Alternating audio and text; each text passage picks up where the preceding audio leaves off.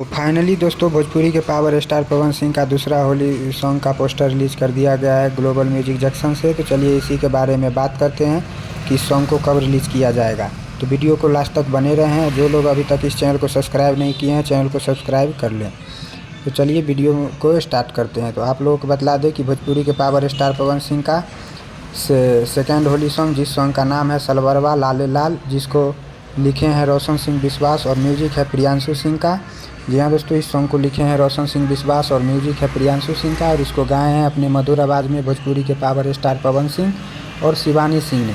और इस सॉन्ग में काम किया पावर स्टार पवन सिंह के साथ क्वीन शालिनी।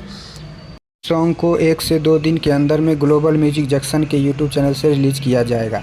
और इस सॉन्ग को पिछले साल ही शूट किया गया था, ये जो कि पावर स्टार पवन सिंह अपने चुनाव में व्यस्त थे, इस कारण से पिछले साल रिलीज़ नहीं किया गया, तो इस साल रिलीज़ किया जा रहा है।